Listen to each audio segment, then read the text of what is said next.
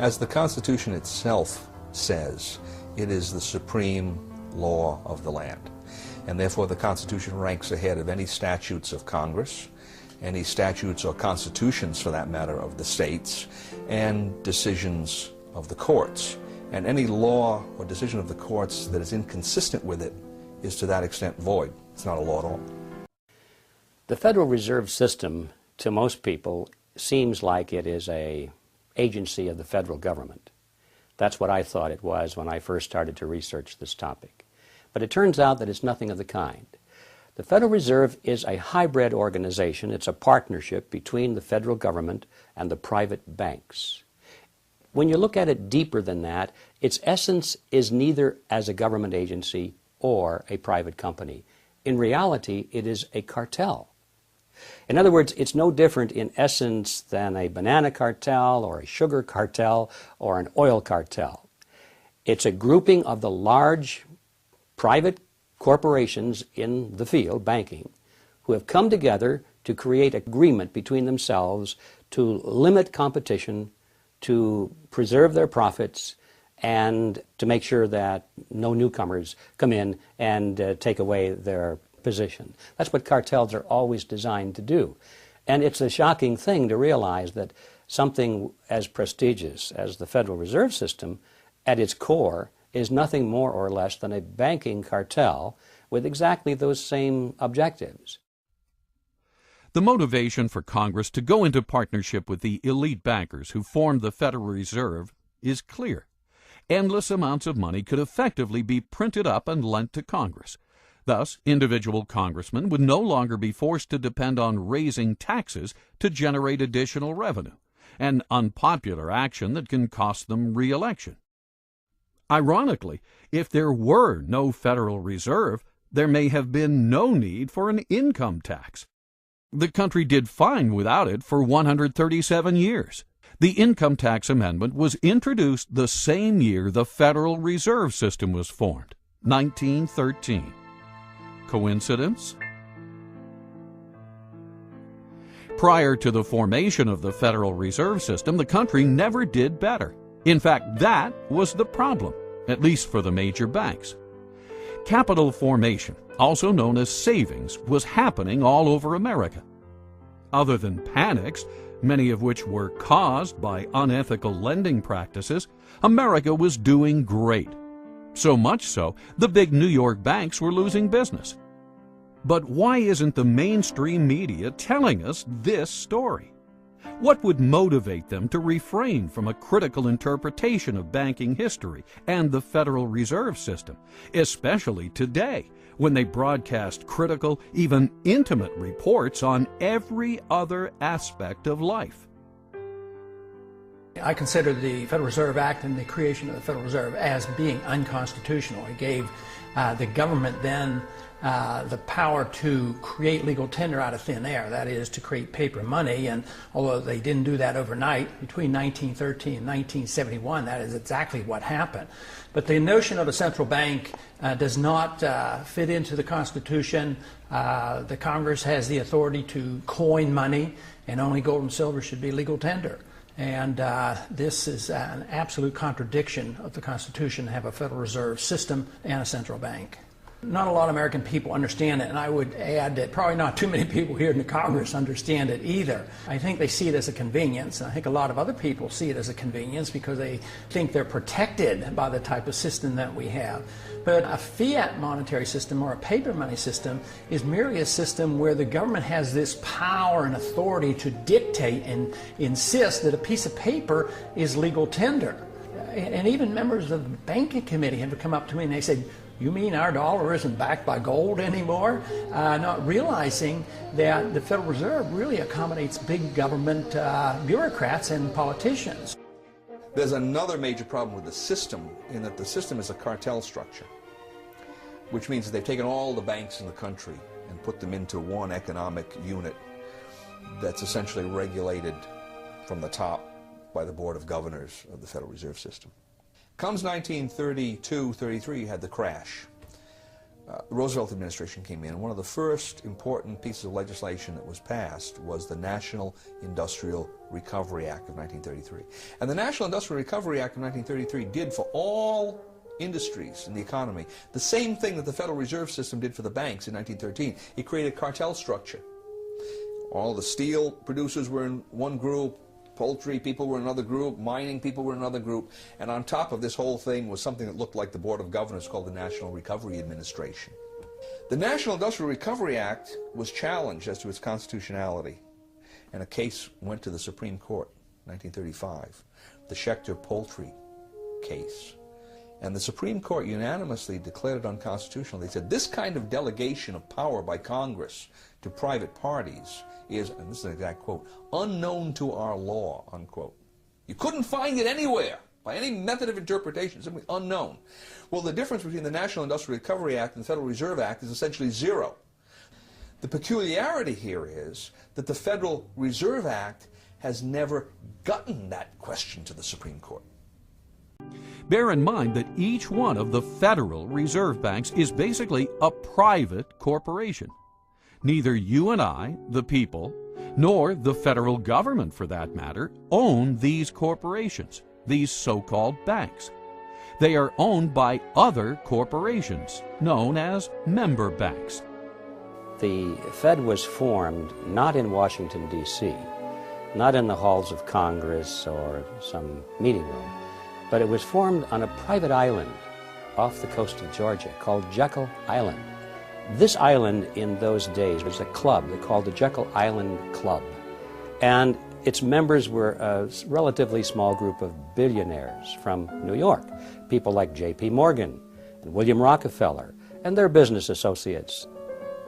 When they went to the island, they all traveled aboard the private railroad car of Senator Nelson Aldrich. This was November of 1910, and he and 6 other men were told they mustn't be seen together, they couldn't dine together on that evening, and they must avoid newspaper reporters at all costs. One of them carried a shotgun. Just in case he had been confronted by a reporter, he was prepared to tell them that he was going on a duck hunting trip. When they got on board this railroad car, they were told not to address each other by last names, first names only. And 2 of them even went further and they adopted code names. They were concerned that the identities of all of these 7 men might be known to the servants on board the car, and that the servants might talk about it. And in that fashion, the word would get out. Even when they got to the island and went to the clubhouse, they had replaced all of the normal servants with new servants who didn't know any of these people. And they created the Federal Reserve under those kinds of conditions of great secrecy. I can assure you that very few wars of history have ever been plotted under conditions of greater secrecy than that.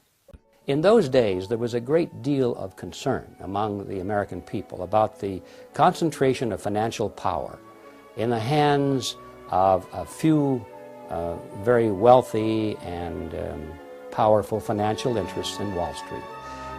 They called this the money trust. And the cry in those days was to break the grip of the money trust. And one of the primary purposes of the Federal Reserve Act, as it was promoted to the American people, was just that, to break the grip of the money trust. They were going to write a law that was going to take the power away from these people and put it in the hands of their trustworthy politicians, you see. Put it in the hands of the people through the electoral process. That was the propaganda behind the Federal Reserve System. So what's the purpose of the secrecy? It's because when you look at the list of these people who went, they were the money trust.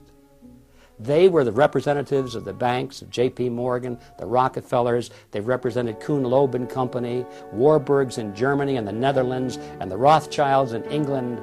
This was the money trust, not only of the United States, but of the world. Had that fact been known, who these people were that were drafting the Federal Reserve System, the trick would have been exposed, and the public never would have adopted the Federal Reserve Act as, in fact, they did.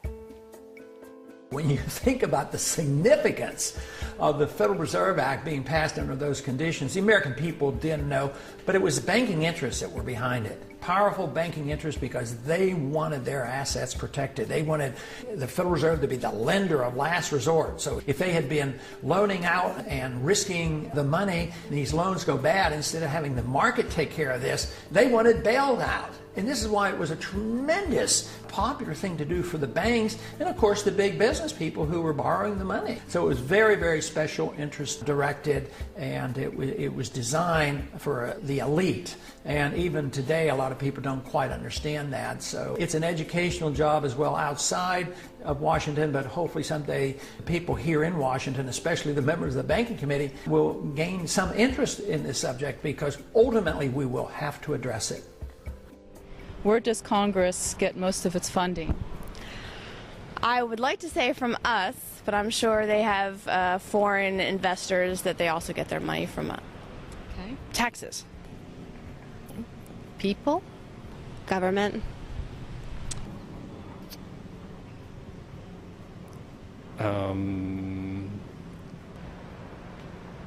It gets it out of federal taxation, of course. From taxes, but if you mean today, a great deal we're getting from China buying treasury bills. They print it. And can you elaborate on that? They have no funding. They have no money. It's all puff and mirrors. They have no money. It's all an illusion. There's not much in back of it. As we can see, the average American citizen has conflicting ideas as to where Congress gets its funding. In actuality, Congress gets most of it by borrowing it from the Federal Reserve. The Federal Reserve gets the so-called money by effectively printing it up. Most people are alarmed when they hear about the fact that the Fed can create money out of nothing and charge interest on it, so-called interest. It starts with Congress. Remember, a moment ago I said that the Federal Reserve System was a partnership between a cartel and the federal government. Mr. Chairman, we've got to go vote, and we want to thank you for being here with us for today. And, well, if there's a partnership, thank you also for, there's a reason for the partners, both of them, to be in it, or they wouldn't more be. than a pleasure. So why is the banking fraternity in this partnership, and why are the politicians in it? Congress needs more money. They always need more money. They like to spend money. That gets them elected. They don't like to raise taxes because that gets them unelected. The answer, of course, is that they borrow it. If you're not going to tax it from somebody, you can borrow it from somebody else. And that's why we have government bonds and treasury notes and bills and so forth. And we have what's called the national debt, because they've borrowed money to pay for current expenses that they don't want to pay for through taxes, because that would be unpopular. So 30 days after they borrowed $1 billion, or 60 days, whatever the term of the loan is, they have to pay that money back. Well, lo and behold, it turns out that the congressmen and the senators are still not taking in as much money in taxes as they are spending in benefits, so they don't have the money to repay the loan. So what do? Easy. Borrow some more. Borrow enough to pay back the original loan, plus a little bit more to keep them in office. So this process goes on and on and on, and that's why we have the national debt growing and growing and growing. The Federal Reserve enters the picture at this stage because, you see, they can never borrow enough from the private sector. There's never enough existing money out there for the politicians to borrow. So what do? They go to the Federal Reserve System, and by agreement, remember this is their partner now, the Federal Reserve System agrees literally to create the money that they're going to lend to the government. It's not really a lending at all, as you can see, but they use the old traditional words of lending it to the government, when in fact all they're doing is just printing it for the government. They're creating it for the government, and then they call it a loan. Of course, they don't print it all because most of it's checkbook money, but nevertheless the process is the same as if they had just turned on the printing presses and printed all this money and gave it to the federal government. So now, once the Federal Reserve System creates this money out of nothing, literally, it's fresh money into the society, into the economy, and that's how the money supply keeps growing and growing and growing. What about the banking partner? What's in it for them? I come in and I give the bank, say, 100 ounces of gold, and the bank offers me some interest payment on that. They're going to pay me 3% interest. And they're going to take that 100 ounces of gold and they're going to lend it out at 5%. That's how they make their money, the 2% spread. Okay? Now that's fine so far, because I know that gold is in there, it's being loaned out, and someday down I'm getting 2% interest, and someday I can ask for that principal back. It might be 6 months, it might be a year, whatever it is. Where the trick comes into this is the bank says, not only are we going to lend that money out, but we're going to allow you, Mr. Depositor, to draw on that money right now. All right? Which means that they can't possibly be saying that I can draw 100% of that deposit when they've also loaned out 100% of that deposit. Now maybe they don't loan out 100%, maybe they don't loan out 90% or 80%, whatever it is. And that's the fractional reserve concept. They don't have enough reserves to pay out all of these obligations that they've made, especially with respect to paper currency, because usually that's the way it worked. Now, why do they do this? Well, they do this because they make money. Right? If I can loan out essentially more than I have in my reserves, by that difference I'm increasing interest payments. So the bankers are beneficiaries of this, and obviously the first lender, the person that receives that money, is a beneficiary because he's getting money they wouldn't have gotten otherwise, even though he has to pay interest on it. But then what happens down the line? This is the fascinating part about it. The market has set prices and wages on the basis of what it believes is the total amount of money that's in circulation. Along come the banks and they start generating new money that the market doesn't know about. He finds out about it because the money goes into circulation. So I'm the first user of this money. I've just received the loan from the bank. I'm going to go out and buy cement with it. And when I buy cement with it, cement is at the original market price. Now, as that money starts percolating into society, the market realizes there's more money than there was before. More money chasing the same amount of goods means the prices of goods go up, right? So eventually, somewhere down the line, that same cement that I just bought for $5 a pound is going to cost someone else $6 a pound. Now, if he buys that cement at $6 a pound before his income has increased commensurately, what's happening to his real wealth? He's losing real wealth, right? His costs have gone up, his income stays the same, his real wealth is decreased. Whose real wealth has increased in this transaction? Mine and the bank's, because we got the full value of the money right at the beginning. So this system transfers wealth. Somehow, you can't exactly follow it, but the principle is there. It transfers wealth from society to the creators of money. For every $1 billion that's put into the banks, I, as a commercial banker, can create an additional $9 billion and push them out into the economy as loans. Now that $9 billion based on the $1 billion, which itself was created out of nothing, all of it is just fiat money. It's created out of nothing, but the commercial banks get the bigger end of the deal, as you can see. They can create 9 for the private sector called loans, and these are genuine loans. And that is where our money comes from. That is how money is created. Every bit of it is created in this fashion. Every bit of it is based upon debt, and that debt creates money that literally has nothing behind it at all. Now this is how money is created in the Western world. And it's an amazing story. Only a very few people at the top know how money really comes into existence. The original intent of the Constitution is spelled out quite clearly, not only in the document, but in the immediate history that surrounds its formation. Now, Article 1, Section 10, Clause 1 limits the powers of the states. It says, no state shall coin money. States had coined money. It stops them from doing it. No state shall emit bills of credit. Now, that's one of those peculiar words. If you were living in that time, you knew what it meant. It meant essentially what we call paper money. No state shall emit bills of credit, which means that a state itself cannot create paper money, and then it can't do it indirectly by setting up some kind of a bank that's controlled by the state. Third provision in that clause is, no state shall make anything but gold and silver coin a tender in payment of debts. And notice the language, no state shall make anything but gold and silver coin, meaning states can and should make gold and silver coin a tender in payment of debts. But the historical background shows absolutely clearly that paper money was not going to be allowed at the national level or the state level. And the very interesting point here is that the same people who wrote the Constitution had been, to a large extent, in control of the states and of the Congress under the Articles of Confederation during the War of Independence. These people had emitted large amounts of paper money. The states did it, Congress did it. When that Congress did it, it was called the Continental Currency, and most people are familiar with the phrase, not worth a continental. Paper money depreciated so radically in value that it was essentially worthless. Those same people looked back at what they had done only a few years earlier and said, we're not going to do this anymore. The inflation isn't rising prices. The inflation is the government's program of increasing the supply of money, which devalues the currency, and that causes the prices to go up.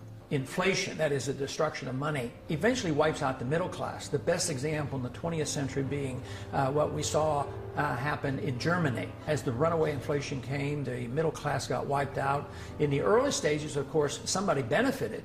Eventually it hurts everybody. But in this country right now, we have constant insidious inflation. So there is a transfer of wealth from the poor and the middle class to the wealthy. But because it affects the business cycle and causes prices to go up in general, who suffers the most? The people who can afford it the least. That people on fixed incomes, low middle income people, poor people. I think it especially hits hard low middle income people who are trying to make it on their own and won't go on the dole, because their prices go up more and they're the first ones to lose their job when the business cycle turns down. The Federal Reserve, by increasing the credit, creates the boom part of the cycle, but then there's always the resulting downturn of the cycle when unemployment rises.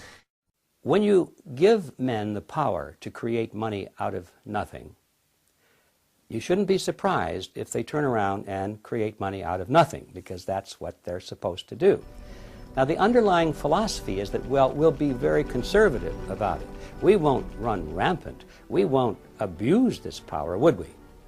So we give them blindly this power to create money out of nothing because we trust them to use this power wisely. Nowhere in history has this ever been a justified trust. Every time man has had that power, and this started back in antiquity, those with the power have abused it, and they have created more and more and more money at a rate much faster than the expansion of goods and services which are being produced by the productive side of the economy. Now, if the goods and services were growing at a rate which is exactly the same as the money supply, then the purchasing power of the monetary unit would remain constant.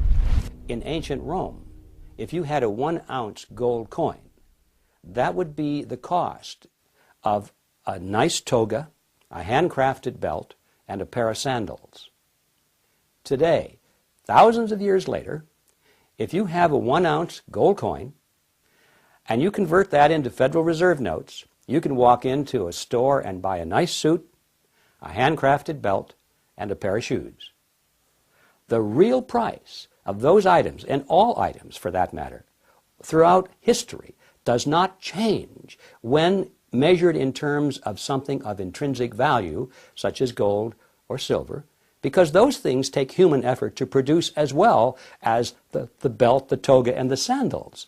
Both of them take human effort to produce, and that's why they maintain value with each other.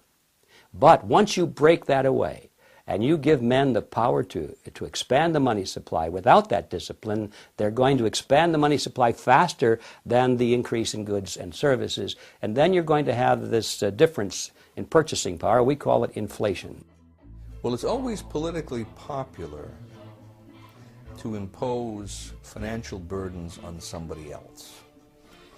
It tends to be politically difficult to impose financial burdens on someone who's living alongside of you, because they tend to have votes and they tend to have representatives who will take their position.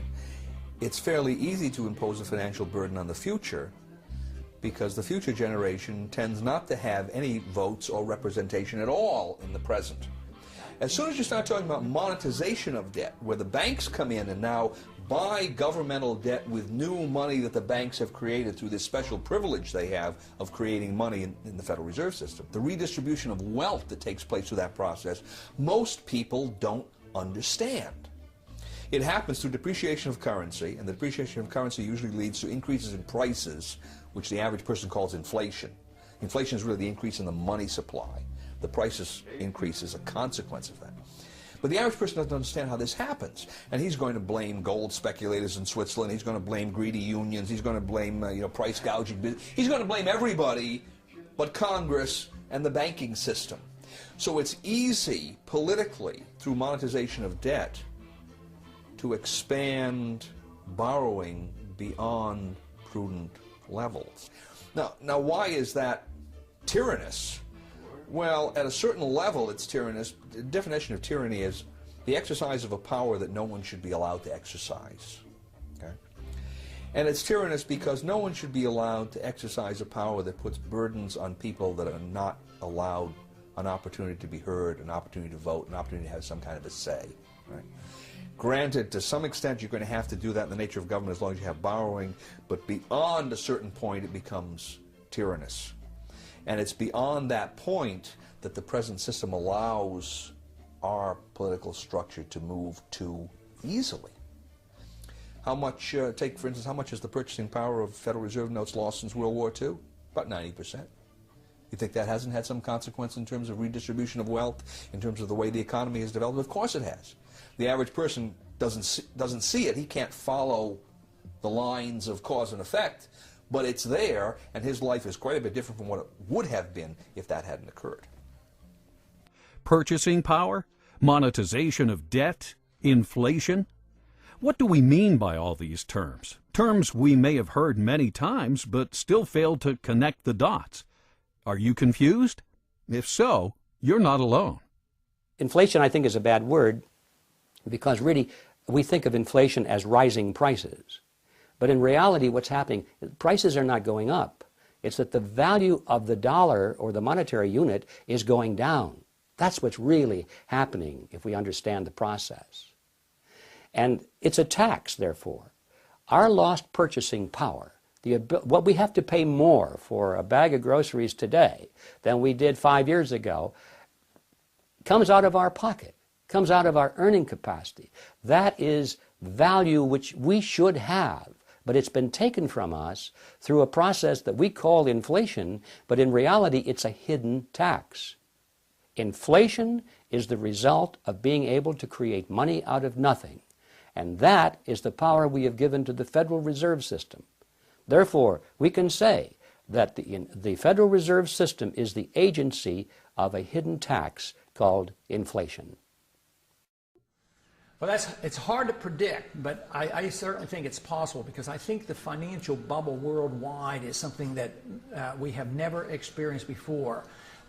We've had tastes of that, but Alan Greenspan in one way is a genius, and in another way he is an unbelievable threat to us. He's a genius in the sense that in a technical fashion he's been able to keep this system of inflation together longer than anybody else has been able to, especially in this last go-around from 2000 on. With the collapse of the NASDAQ bubble, we really didn't have much of a recession because he immediately started inflating massively, taking interest rates down to 1%.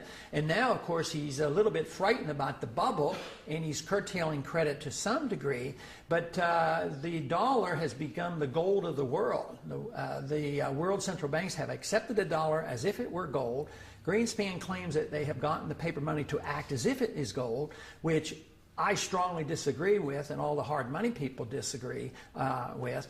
But I believe he's been capable of creating this huge financial bubble, and the world has not yet seen what may come of this. So I suspect that depending on when it comes and what we do, it could very well end up into a much worse situation than the Great Depression.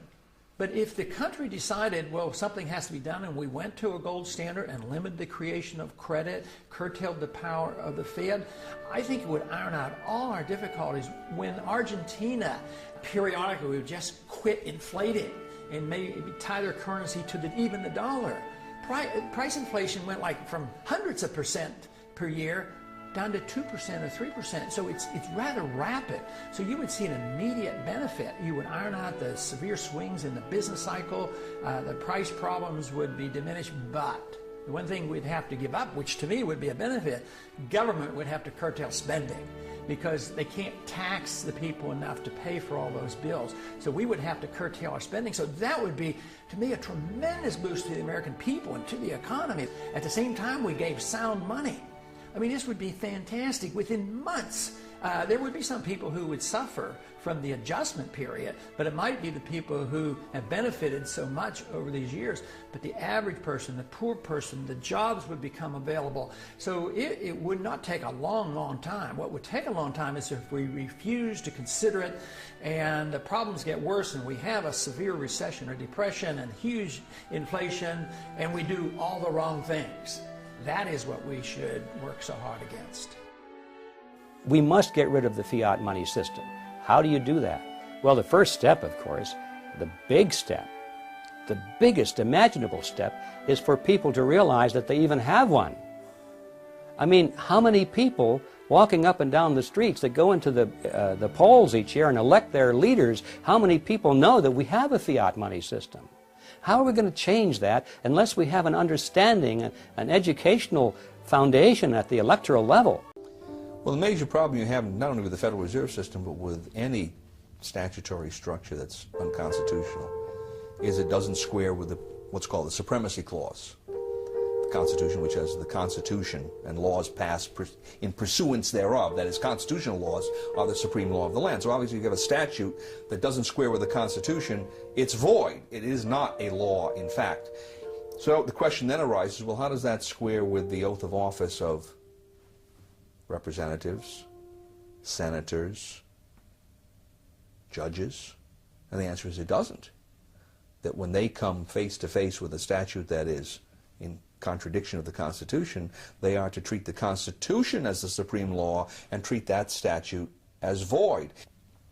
So that's number one. Here we have a system, the Federal Reserve System, that has all of these constitutional problems, and everyone is essentially looking in the opposite direction. So that doesn't square with the oath of office. And one would think that the president, being the head of the executive department, in which we find the Treasury, Department of Treasury, right, which interacts quite closely with the Federal Reserve, might have something direct to say about that. And then, of course, the president has a specific constitutional duty to take care that the laws be faithfully executed, and the supreme law of the land is the Constitution. So you would expect, on top of all of this, that he would be saying, wait a minute, if the Constitution doesn't square with the Federal Reserve Act in one or more ways, then I should be giving directives to the Secretary of the Treasury to take certain kinds of action to deal with that. And of course, we see exactly the opposite. We see the Federal Reserve people, usually the chairman of the Federal Reserve, comes to Congress, and he tells Congress directly, and usually tells the president at least indirectly, here's how monetary policy is going to be implemented. So the Federal Reserve is the tail that's wagging the dog when we have all of these questions that it may not be legitimate at all in whole or in part. If you want to see the way power goes in a system or the way the laws are corrupted, follow the money, and the Federal Reserve is a huge agency for the creation of money. If you study monetary history throughout thousands of years, you will find out that paper money has been tried many, many times, and it never succeeds. It always ends badly. The question is when will the dollar end badly? Will it be next year, or in 5 years, or 10 years? I'm convinced it will end unless we do the right things, and that is restore soundness to the money, put restraints on our government, either strictly curtail the power of the Fed or get rid of the Fed. That will be the only way you can save the dollar. But if we continue to do what we're doing now, we will eventually destroy the dollar. Throughout history, as governments grow, they limit the individual's rights. The same thing happened in the Roman Empire. We know this from history, but we also know it from Shakespeare's wonderful play, Julius Caesar. As we start moving toward a bigger and bigger government, it's going to mean that the individual no longer has the right to own his property, the right to do what he wants, the right to live freely, the right to worship as he wants, the right to speak as he wants. The government starts to tell us what to do. Most of the time they think they're telling us what to do in their best interest, but the trouble is that government, as Adam Smith pointed out, John Locke pointed out, as the great thinkers of all time have always pointed out, don't really know what's right to do. Government often makes the wrong choices because it doesn't understand the consequences of its actions. So even when it doesn't desire to be a nefarious force, to be a dark force, it often is. The problem that we have is the result of legislation. Congress has to make fundamental changes in the present system. I don't think that it's possible to impose from the top down even the constitutional system, because no one out there now is used to using gold and silver as their money. So what needs to be done is to create a competitive system of currencies. Leave the Federal Reserve System there. Slowly, over 6 months or a year, take away some of its legal privileges. Its legal tender privilege, its privilege as the only medium to pay government taxes, so forth and so on. And over on this side, create a gold and silver system. And then you will have competition between the two, the paper money price structure and the gold and silver price structure. And it will be a competition. What happened is, in this competition, gold and silver would win out, because in competition the free market usually wins out over governmental intervention and special privileges. And that's the reason we have governmental intervention and special privileges, to keep the free market from winning out. And that's why they go to government, to ask for legal privileges, all right? So that's the first problem. Now the second problem is, I don't see that happening through Congress, because there are just too many loggerheads in Congress to get the thing started. So my suggestion is that it begin in some state, a small state, a state that probably has a certain amount of its taxes that it can hypothecate to gold. And if the system worked and more people were asking, then the state could expand the areas of taxation and bring more people into it. And eventually you would, if it worked, you would see the whole state, the state's monetary system, the government, state government, would be on a gold system. And then I would think as well you'd begin to see that spreading into the economy. Now, if that were to happen, then I think other states would look at this and say, well, that makes sense. Let's begin to move in that direction. You could look at it essentially as a monetary insurance policy. They don't have to go beyond 10%, but 10% gold holding is perfectly prudent. And if something were to happen in the economy, if there were to be a monetary crisis, banking crisis, then the state could rapidly expand the system, because people would know how it operates. But the idea is to get the mechanism, as it were, on the table, so that people can see how it works, why it works, what its benefits are. They don't have to be afraid of it. And arguments along the lines of there's not enough gold or silver in the world to do this will, that kind of thing will be shown to be fallacious. Concerned citizens should be asking themselves questions like, why do you feel like you're on a treadmill that's constantly running faster? Hey. Why does it now take a two-income family to make ends meet, thus preempting women from their traditional role of providing stay-at-home childcare? Why do we see a never-ending expansion of government, even though our elected officials endlessly promise to reduce it? Where does the government get the funds to wage perpetual war, yet fails to provide the basic protection citizens needed on September 11th? Why do rich people seem to be getting richer, while you and all your friends seem to be hardly making ends meet? Why does a first-class stamp now cost you nearly 40 cents when it used to cost only 5 cents? Should a 90% loss of purchasing power be tolerated? Where does it end? It's easy to see where we're headed. You don't have to be a rocket scientist. If you follow a graph, and you can see that there are points on this graph and they're going constantly in one direction, and they've been doing this for 50 years, you don't have to be a rocket scientist to see where it's headed. Where this graph is headed is for total destruction of our monetary system. Our money will be totally worthless, and it'll probably be reissued in the form of some international currency, which will be equally worthless. But the value to these people is that once it's on an international basis, there's nowhere else to go. Right now, if you don't like American dollars, you can buy Japanese yen. If you don't like that, you can buy Swiss francs. If you don't like that, you can move to whatever currency seems to be having a little better track record. Once there's an international monetary system in place, modeled completely and exactly after the Federal Reserve System, it's exactly the same, then there's no place else to go, folks. You've had it. So that's where it's headed, and if we don't turn this thing around, I think we're going to be living in kind of a modern serfdom.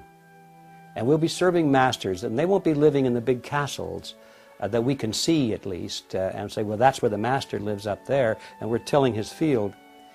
Our masters will be the bankers and the politicians, and they'll live in big houses, but they won't be castles. But we'll be serving masters nevertheless, and we'll be thinking they're wonderful people without realizing that they are our masters. If the United States went back to constitutional money, it would be an amazingly wonderful event, because it wouldn't be just going back to constitutional money. In order for that to happen, that means you'd have to assume a groundswell of awakening on the part of the electorate, and they would understand not only what's happening in the monetary system, but what's happening across the board in our political system. I think we would have a great resurgence of prosperity and tranquility. That means that the electorate would have to be questioning a lot of other things in our society as well, and I think we would see an improvement across the board, and I look forward to that day. Americans need to stay on top of one of their most influential institutions, the Federal Reserve System. They need to start asking questions, not only of their representatives, but of no less than the President of the United States, whose sworn duty is to uphold the law of the land, especially the supreme law of the land, the U.S. Constitution.